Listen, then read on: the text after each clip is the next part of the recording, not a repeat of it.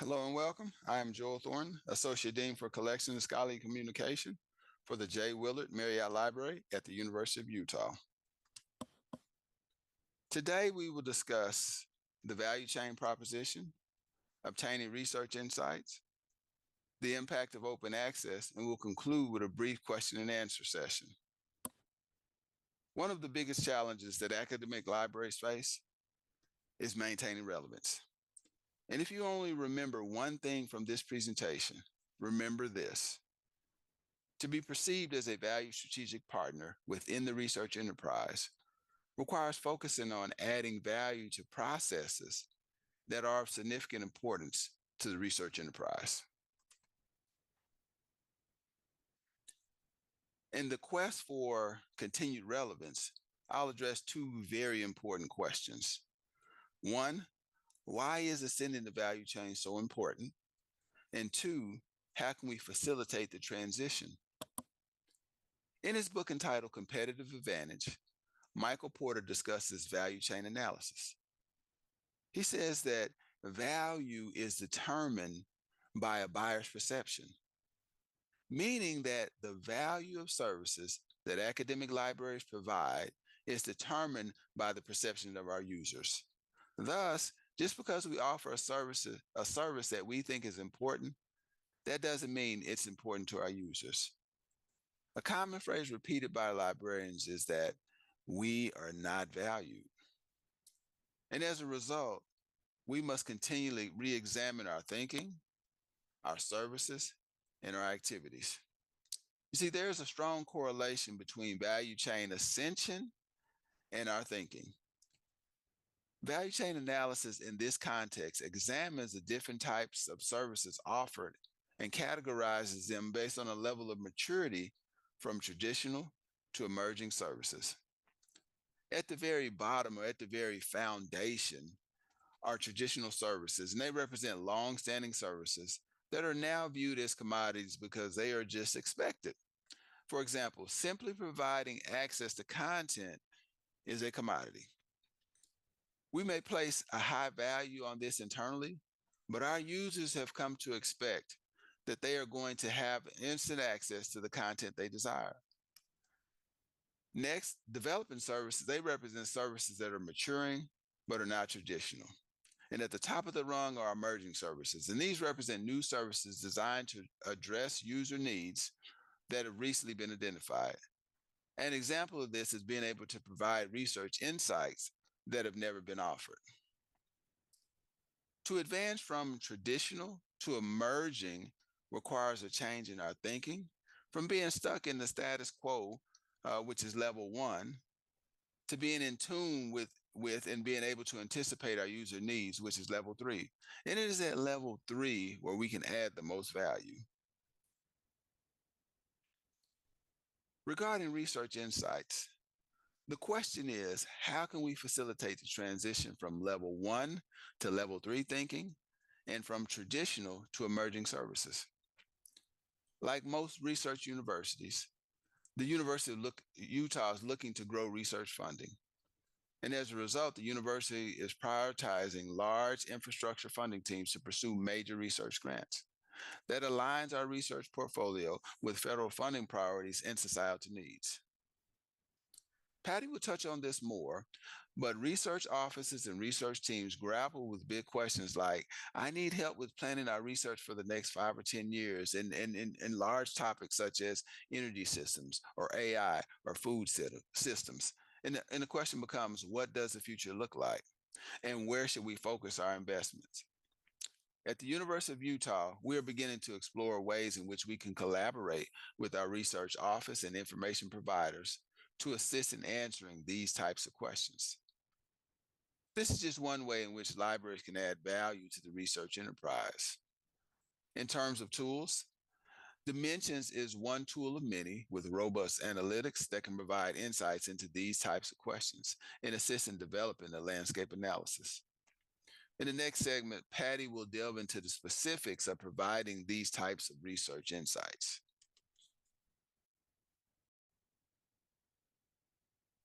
Thanks, Joel. Hi, everyone. I'm Patty Smith, and I'm a product specialist at Digital Science. But before joining Digital Science, I worked as a research impact librarian. So I'm happy that I get to chat with you about this topic. As Joel mentioned, I'm going to talk to you about a specific tool that can help you gain research insights, and that tool is Dimensions. So, what is Dimensions? Dimensions is the world's largest linked research database, and we bring together multiple content types into a single interface, which allows you to do many different types of analyses on a global scale.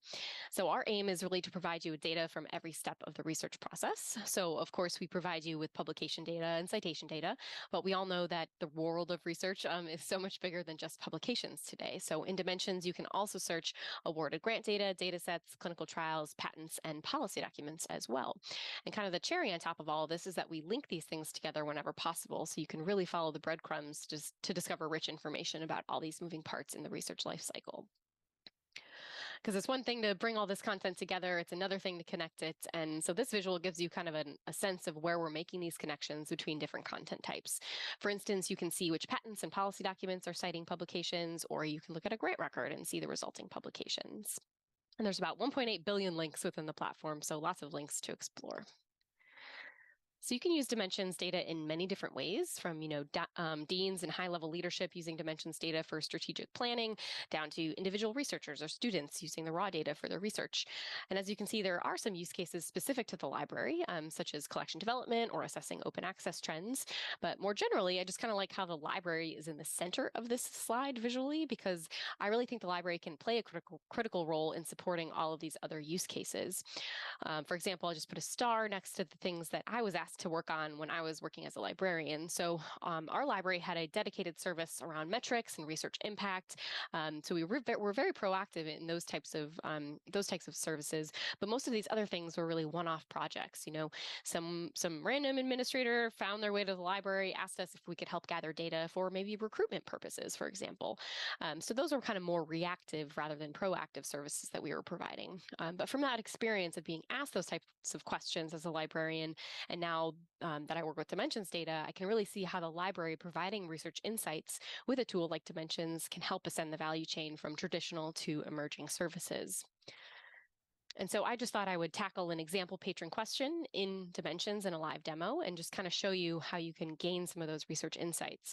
So for example, maybe someone comes to you and says, I want to know all about artificial intelligence research. Who are the key researchers at our university? Who has funding? Where's the funding coming from? Who are the key researchers in the US, in the world? What are funding trends in the US and worldwide? This may seem like a really, really big topic to tackle, but as I hop into the live demo, you'll see that it's actually really quick to start surfacing these insights and running these searches. So let me hop on into Dimensions. So this is what Dimensions looks like. So of course you have your kind of standard search bar up at the top of the screen. We do have, advanced search options as well with lots of different, operators like proximity searching, Boolean operators, all that good stuff. Lots of other stuff in here that we won't really have time to go over today, but it does act as more of a traditional database in that sense. But you'll see there's lots of other things that are pretty cool and unique about Dimensions. So beneath that search bar, we see that our default results that we're looking at are publications. So we have publications, and then in this center panel, obviously you can explore those results there. But remember, we have lots of different content types that you can explore: data sets, grants, patents, clinical trials, and policy documents as well. So for example, if I toggle over to grants, now this changes, the filters change, your advanced search changes, because grants are a little bit different than publications. So now instead of looking at, journal articles and books and citations, now we're looking at grant records and, time frames and dollar amounts and things like that. So I'm going to use our filters over on the left-hand side to start crafting my search strategy here. So I'm going to search by research organization. So using University of Utah as an example. So I'm going to limit to the University of Utah. And then let's just do a quick and dirty search here for artificial intelligence. Or maybe AI. Obviously, you might want to make this a little more complex, but just for this example, let's do just a quick general search. So now I'm looking at publications, data sets, grants, et cetera, related to artificial intelligence at the University of Utah. So of course, I could start exploring these results here, or I can export that, massive data set there of all those results. But instead, I'm going to hop on over to analytical views. So open up this analytical views panel, which allows you to start these really quick analyses of these search results. results. So our first section here is looking at research categories. So maybe I just kind of want to get a lay of the land of where AI research is happening at the University of Utah. So the default view over here is looking at this aggregated list where I can see all these different fields of research and subject areas where this research is being published. But if I hop on over to the bar chart, I get a really nice visual of that list. And so I can see that the most publications are being published in the fields of kind of biomedical, clinical sciences, then engineering, then biological sciences, and then down the line. So lots of different AI research being published in different fields. But our biggest one here is biomedical and clinical sciences. And I can actually click on this and drill down even further to see the more specific areas or fields where that's being published within biomedical and clinical sciences.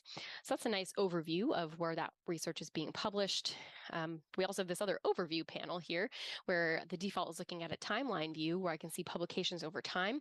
So not surprisingly, there's been a very big spike in the number of AI publications over the last 10 years. So in 2014, there were about 350 publications. And then in 2022, we've jumped up to 979 publications a year about AI at the University of Utah.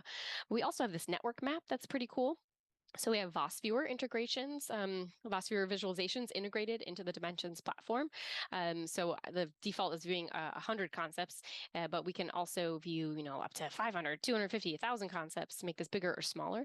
But so it generates the commonly occurring concepts in those publications, so I can really get a quick idea of the topics that my researchers are publishing on. So not surprisingly, most of this research is being done in biomedical clinical sciences, and so patients is a very big bubble in this particular chart here.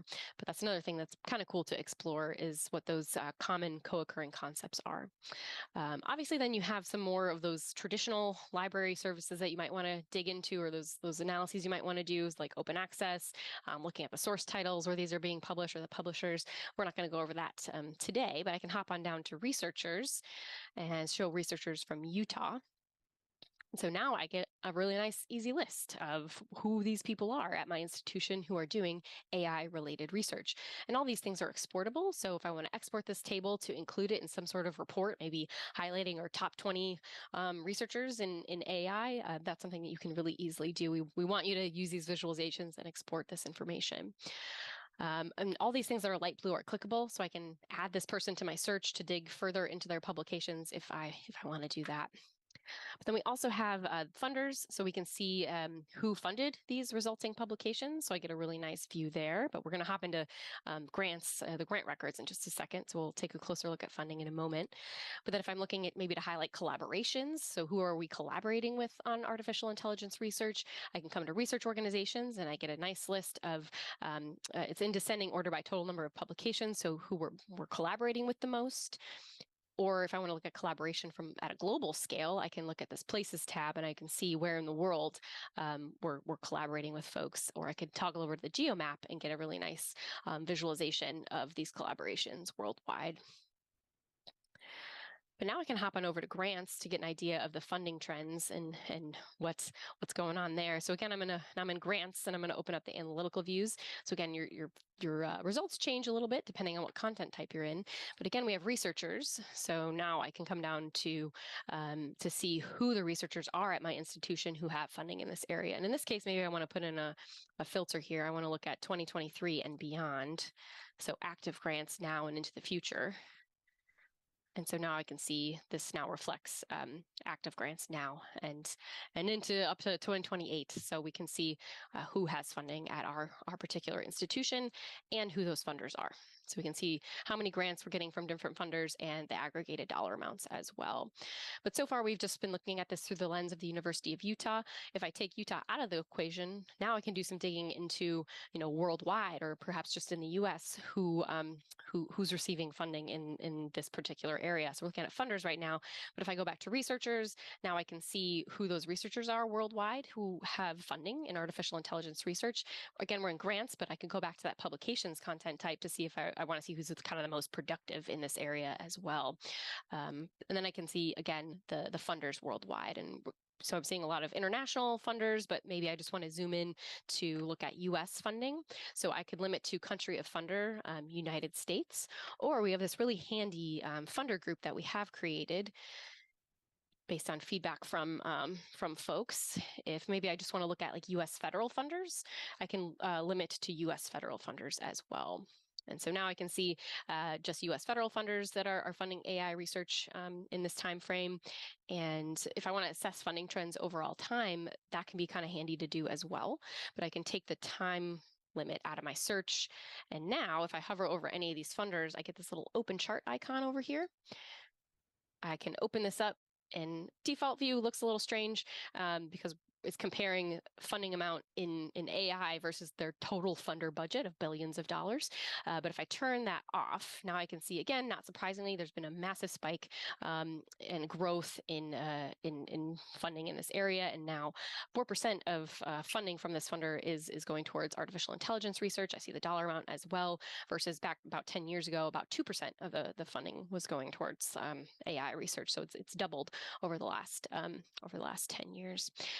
So as you can see, there are a lot of ways to filter and craft searches. There are a lot of moving parts in the platform that you can explore. And so obviously, I think having a librarian involved in these sorts of analyses and either pulling reports for patrons or helping them navigate the platform, I think would be really powerful. Or having some sort of research insight services within the library could be a really great way to ascend the value chain. But with that, I'm going to turn it over to Arta for the final portion of the presentation. Thank you, Patty, for really an illuminating view on how you can use a tool like Dimensions to ascend the value chain. And I'm going to take the conversation in a little a different trajectory, because I want to talk about the role that nonprofits are playing in partnering with decision makers in libraries and higher ed institutions across the globe to really support the research infrastructure of today and the future. And for many of you who have never heard of Ithaca before or don't know what Ithaca is an umbrella organization, and it's a nonprofit dedicated to accelerating the impact of research and learning through diverse services. Our four main service areas are JSTOR, which is our platform that provides access to journals, books, images, and primary sources, fostering teaching and exchange of ideas. We also have ArtStore, which is an image database with over 2 million curated images from global institutions, scholars and artists, which have been cleared for educational and research purposes. And it also offers teaching and learning tools. We are currently actually working on integrating ArtStore content into JSTOR so that you won't have to go and log into separate platforms. You'd have both images, monographs, and journal articles in one space. Portico is a community-supported preservation archive, which allows and ensures access to eJournals, ebooks, and digital collections. And then, of course, we have Ithaca and SNR, which our team conducts research to promote wider access to quality post-secondary education, to enhance student outcomes and advance research and knowledge. And last but not least, we also offer Constellate, which is a new text analysis service that empowers faculty, librarians, and instructors to teach students valuable text analysis and data literacy skills. So even though we're making quite a bit of progress at Ithaca, because we have really facilitated the digital transformation for the research and education community for nearly 30 years through the provisions of JSTOR, ArtStore, Portico, and Ithaca SNR. We are clearly looking at what the higher ed landscape looks like, and look for ways and means where we can provide the most impact and accelerate really trends that we see impacting our community of scholars and students. And to that end, I'm going to talk about two programs that we have taken on here at Ithaca, and that is the Path to Open program that covers ebooks and Constellate, which is the data and text and mining tool. So when we talk about other platforms and reviewing their usage for open access, especially as it relates to ebooks from university presses, we have seen that the JSTOR platform has and receives quite a bit of usage. And so from its inception, JSTOR has had a not-for-profit mission to partner with librarians, publishers, and scholars to build sustainable models and practices that meet the evolving needs of the scholarly community. And so to that end, we want to have a transformative effect on the digital transition for monographs, as we did for journals over the past two decades. And always the updates to our ebook program are based on the feedback that we receive from librarians and scholars in surveys, in ebook forums, and advisory group meetings. And as you can see on the screen, when we talk about, COVID was a great instructor and teacher, even for us here at Ithaca. But when we ran this small pilot on looking at the open access impact of titles, we could tell that our open access titles account for 50% of all ebook usage on JSTOR. And but then when you analyze the licensed content that's converted to OA, you can see that portion has experienced a large growth in usage. And if you look at, we started with about 336 titles across 30 publishers, which were then converted to open ebooks in 2019 and 2020. You can see that global usage for these titles on JSTOR increased by over 3,200% on average when converted to open access. And that impact clearly has varied by region, but as you can see on the screen there, Africa and South America have seen truly the largest increases.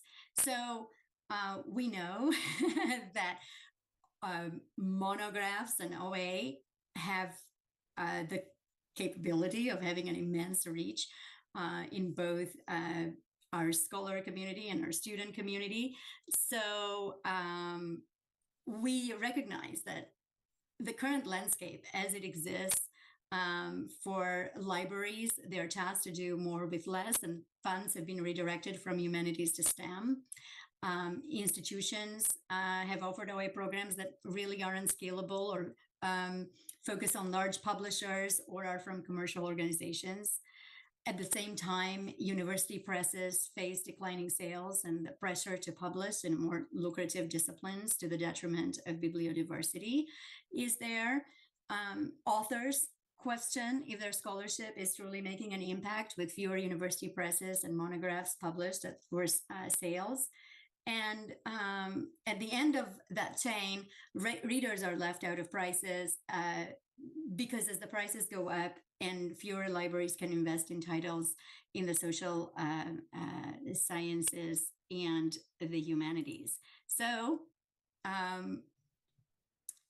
inside Ithaca, we surveyed and we looked at our scholars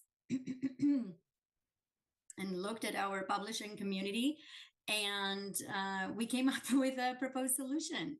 And Path to Open Books on JSTOR is truly a community-supported model to publish high-quality ebooks sustainably and equitably.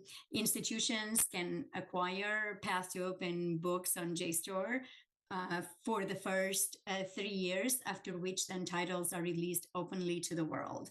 And this provides a pathway for equitable access and impact for the entire scholarly community.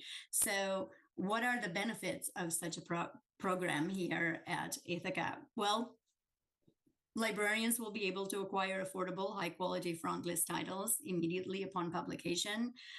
University presses can publish open access books sustainably.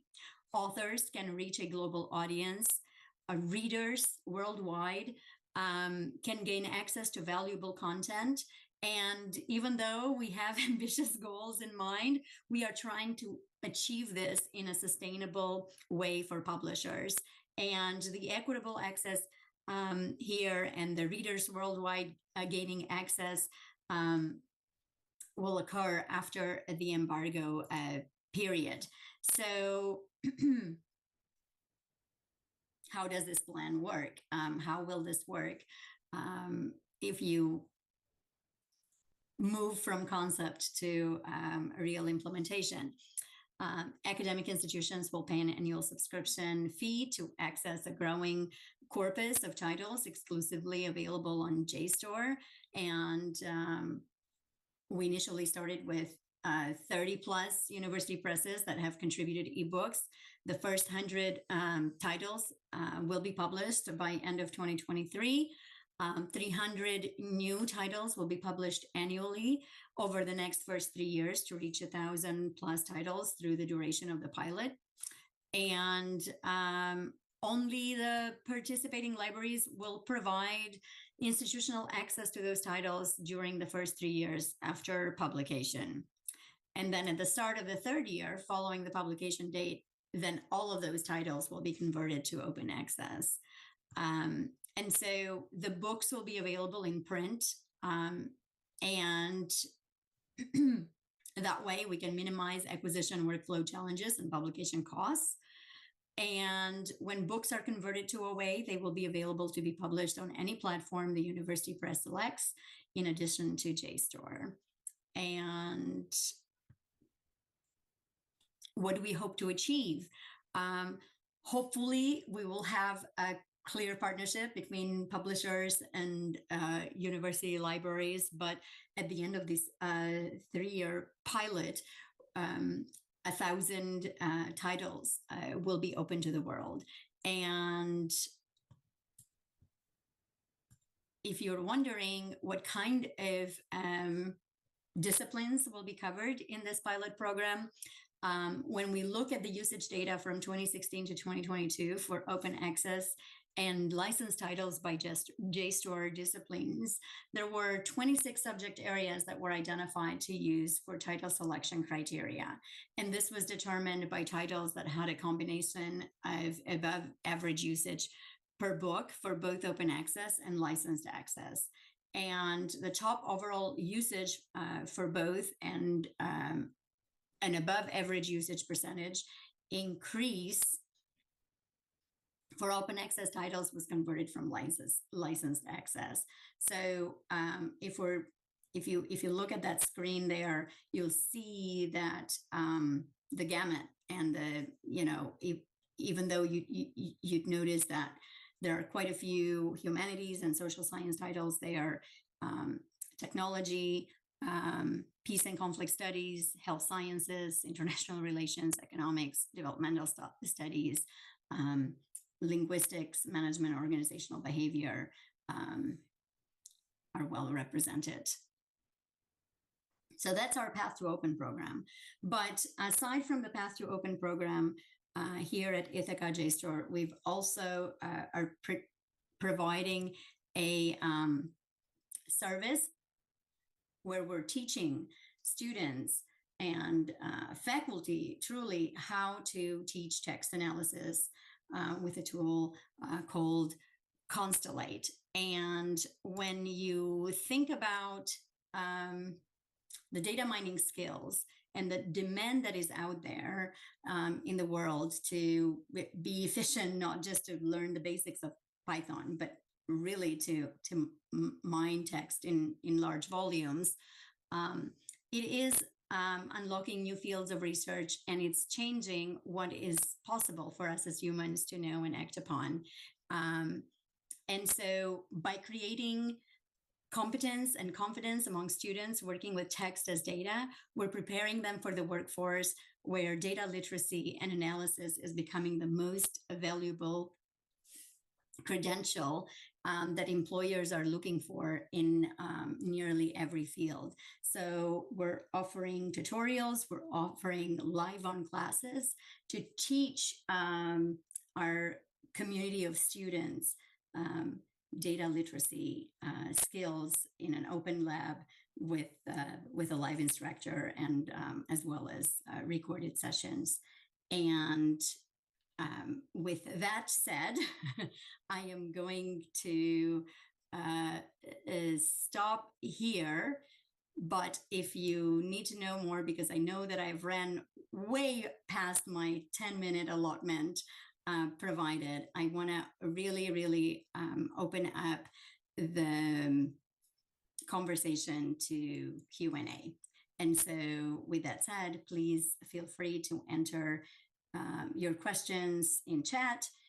Patty, Joel, and I will be monitoring and responding to you live. But thank you for the time that you afforded us, and we hope that you've learned a couple of things as they relate to decision-making processes and using data science tools and programs to truly ascend and accelerate the value chain proposition on your campus.